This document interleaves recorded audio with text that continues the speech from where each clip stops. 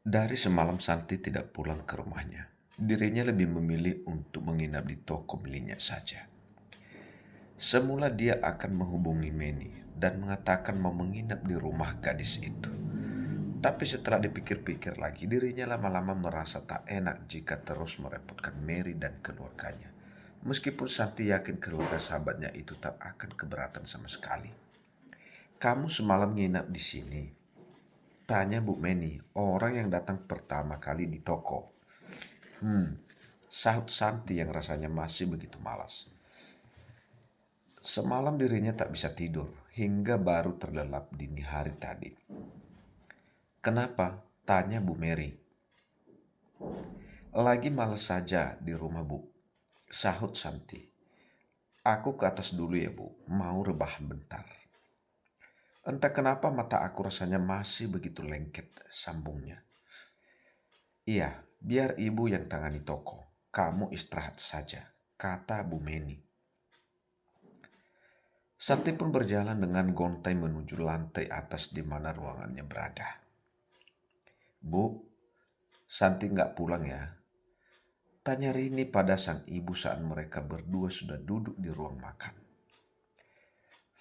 Baguslah. Dengan begitu akan membuat citra Santi semakin buruk dan ayahnya itu pasti akan semakin murka. Sahut Ibu Romi. Iya juga ya. Makanya kamu itu harus pintar-pintar cari muka sama ayah tirimu itu. Ibu dan anak itu menghentikan perbincangannya mereka saat mendengar suara sepatu mendekat. Santi di mana, Bu? Tanya ayah Suryo yang tak terlihat salah satu putrinya. Sepertinya nggak pulang ya. Jawab Ibu Romi. Entah kenapa, anak itu perginya. Sambungnya lagi setelah menghela napas panjang seolah dirinya begitu memikirkan keberadaan Santi saat ini. Anak itu benar-benar ya, geram ayah Suryo dengan tangan yang terkepal sehingga menampilkan buku-buku tangannya. Bu Romi memegang tangan ayah Suryo serta mengelus dengan lembut punggung tangan suaminya itu. Jangan emosi ya, ini masih pagi, kata Ibu Romi. Sekarang lebih baik kita sarapan, usulnya. Ayah ada meeting kan pagi ini, sambungnya lagi. Tapi anak itu semakin hari semakin keterlaluan, ujar ayah Suryo. Ibu Romi tak lagi menyahut perkataan ayah Suryo. Wanita parubaya itu lebih memilih untuk meraih piring ayah Suryo dan mengisinya dengan nasi goreng yang merupakan menu sarapan mereka pagi ini. Ya, kata Rini dengan ragu-ragu saat Suryo baru menyuapkan 1 sendok nasi goreng ke dalam mulutnya. Mendengar putrinya memanggil membuat ayah Suryo pun menolehkan wajahnya. Ada apa Rini? Tanya ayah Suryo. Nanti kalau Santi marah karena tahu aku yang akan menikah dengan Rifan gimana ya? Tanya Rini. Kenapa dia tanya seperti itu? Ya, karena wanita itu butuh tameng. Butuh orang yang akan membela dirinya saat nanti mendapatkan cecean atau bahkan amukan dari saudara tirinya. Biar ayah yang hadapi, kamu gak usah khawatirin. Jawab ayah Suryo yang diangguki oleh Rini. Ini semua salah Santi sendiri. Bukan salah kamu, sambungnya. Mereka bertiga kemudian melanjutkan kembali sarapan mereka yang tertunda.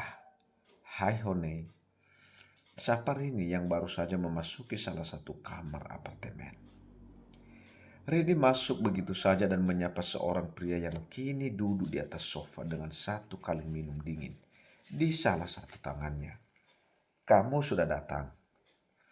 Tanyanya, padahal sudah tahu orangnya ada di situ. Pakai tanya segala, pertanyaan yang klasik.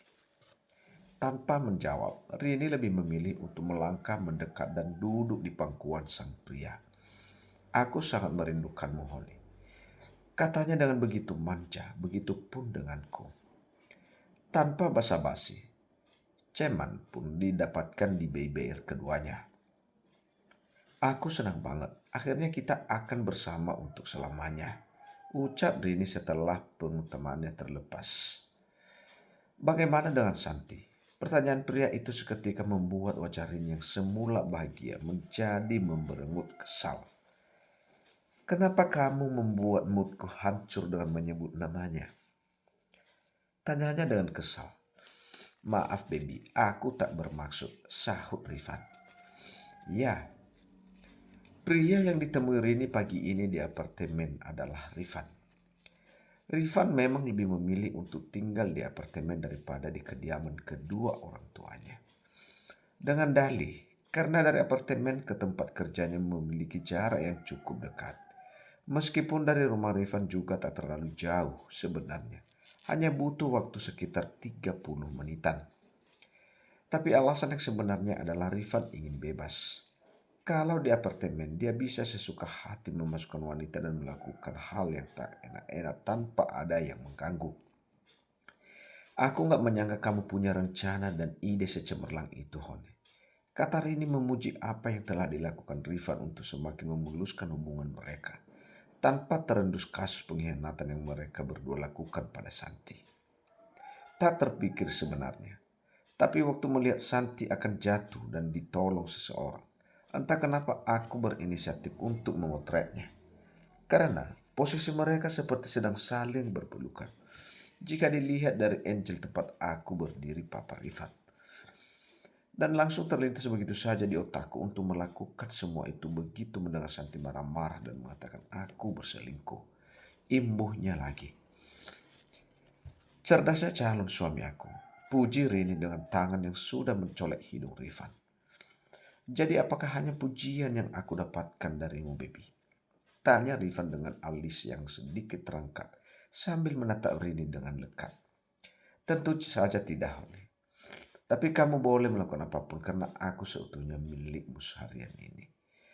Kata Rini dengan nada yang sengaja dibuat sedikit manja.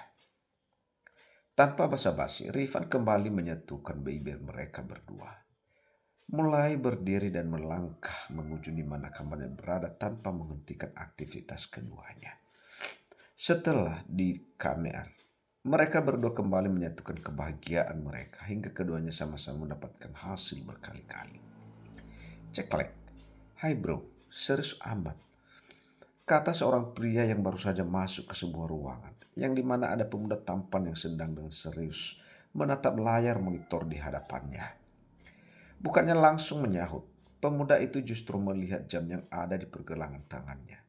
Lalu melepas kacamata yang sedari tadi tertengger manis di hidungnya yang mancung seperti perosotan anak TK. Kalian seperti pengangguran yang datang pagi-pagi ke tempat kerja orang lain. Sahut Calvin sambil mematikan laptop miliknya setelah menyimpan semua data. Lagi jenuh di perusahaan, butuh refreshing. Sahut salah seorang yang sudah duduk bersandar di sofa. Kerjaan gue gak banyak dan gak ada meeting juga. Sambung yang lain. Gak sibuk untuk kalian berdua, bukan buat gue. Sahut Calvin. Ceket. Baru datang kita sudah kena semprot aja sama big boss yang satu ini, yuk. Calvin menghela nafasnya sebentar. Menetralisir rasa kesalnya sebelum mengumpat kedua orang yang kini duduk santai di sofa yang ada di ruangannya saat ini. Untung sahabat. Kalau bukan sudah gue suruh satpam buat lempar keluar. Gumam Calvin. Yang datang ke perusahaan Calvin adalah kedua sahabatnya yaitu Marco dan Alex. Kebetulan hari ini weekend, jadi Calvin tidak berangkat kerja. Dari pagi pemuda itu sudah berada di ruang KYM pribadi miliknya yang ada di rumah. Bisa dibilang termasuk salah satu pria yang peduli dengan kesehatan. Terbukti dengan dirinya yang begitu menjaga pola makan, tidak mereka dan juga tidak mengkonsumsi alkohol, serta rajin berolahraga setiap pagi. Walau hanya sekedar lari di treadmill 15-30 menit. Dirasa sudah cukup berkeringat, Calvin memutuskan untuk masuk ke kamarnya.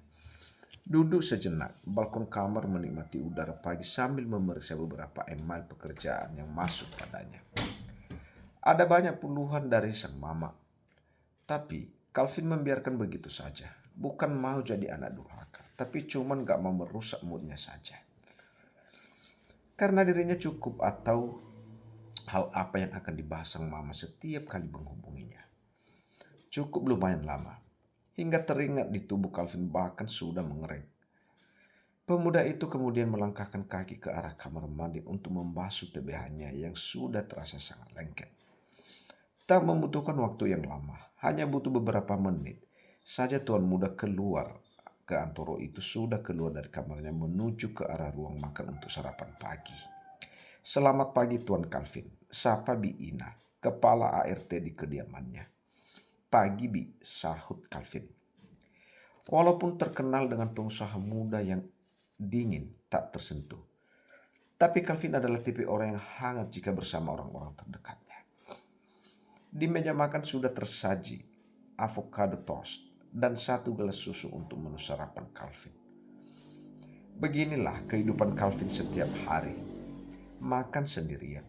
Karena pemuda itu memilih untuk tinggal di rumahnya sendiri dibandingkan di rumah kediaman kedua orang tuanya. Padahal di sana kedua orang tuanya juga cuma hidup berdua. Sebaik adik laki-laki, Calvin juga sudah tinggal di rumahnya sendiri bersama anak dan istrinya. Terus adik perempuan Calvin saat ini masih menyelesaikan studinya di luar negeri.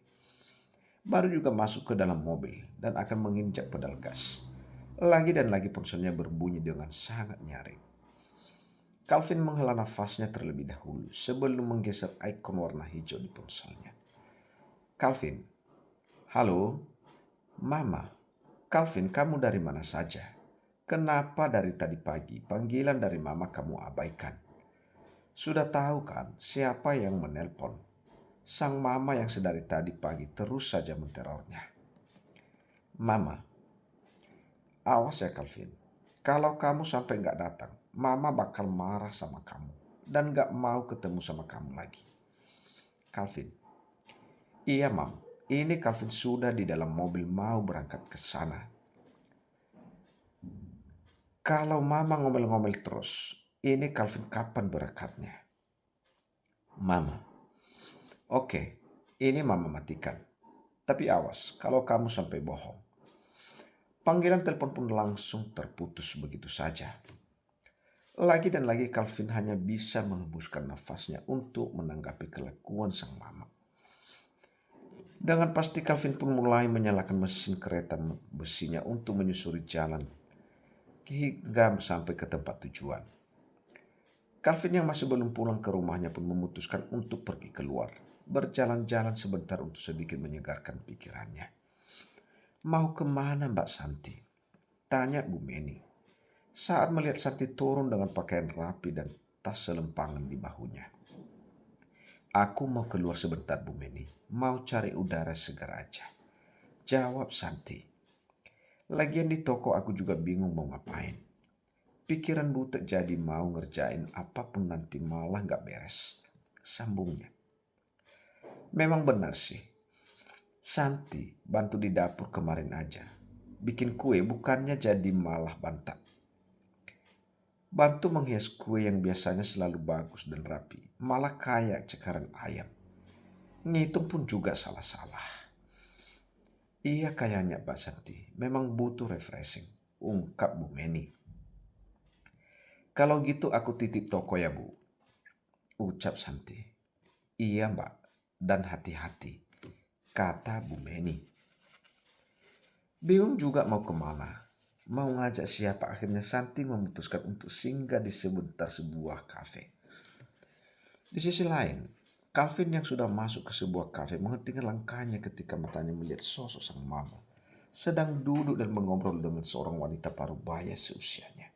Ditambah lagi dengan seorang gadis di sebelahnya. Ini mah sudah ketebak oleh Calvin. Jadi mamanya meminta dirinya ke sini tak lain dan tak bukan untuk dikenalkan dengan seorang wanita.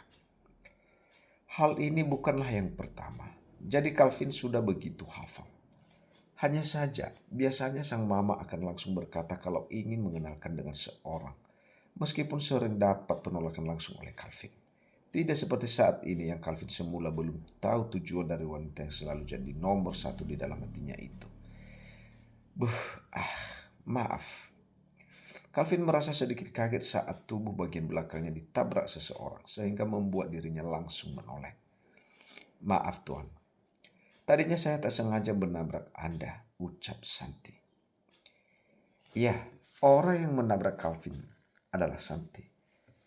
Saat akan masuk, Santi yang mendapati ponselnya berdering pun mencoba merongohnya di dalam tas dengan pandangan mengarah ke sana. Hingga dirinya tak menyadari jika di depan sana ada seseorang yang berdiri di tengah pintu. Dia, gumam Calvin. Sejak pertama bertemu di depan toko Santi, entah kenapa bayang-bayang wajah Santi selalu melintas di pelupuk mata Calvin. Apa Tuan tidak apa-apa? Apa ada yang sakit? Tanya Santi yang terlihat sedikit cemas karena melihat Calvin yang tak bereaksi menjawabnya. Saya tidak apa-apa, jawab Calvin begitu tersadar. Sekali lagi, maafkan saya Tuan, ucap Santi dengan sedikit membungkukkan badannya. Iya, tidak apa-apa, sahut Calvin. Tapi apakah saya bisa meminta bantuan Nona? Tanya Calvin. Tapi kalau boleh tahu bantuan apa Tuan? Tanya Santi. Calvin, panggil aku Calvin, ucap Calvin sambil mengulurkan tangannya Santi. Kata Santi sambil menyambut uluran tangan Calvin untuk dijabatnya. Maaf, Anda belum menjawab apa yang saya tanyakan tadi Tuan Calvin, kata Santi. Nanti kamu juga akan tahu. Yang jelas ini bukan tindakan kriminal atau asusila, jawab Calvin. Oh iya, panggil Calvin saja, tak perlu menggunakan Tuan, sambung Calvin dengan menekan kata Tuan. Santi yang masih merasa bersalah pun akhirnya mengiyakan permintaan dari seorang yang tak sengaja telah ditabraknya itu. Tanpa basa-basi, Calvin meraih pergelangan tangan kanan Santi untuk digendongnya menuju ke salah satu meja yang dimana di sana sudah ada 3 orang menghuni. Selamat siang, sapa Calvin yang jaraknya sudah dekat. Mendengar suara yang begitu dikenalnya, membuat Mama Lira pun langsung menoleh begitu pula dengan 2 orang lainnya. Calvin,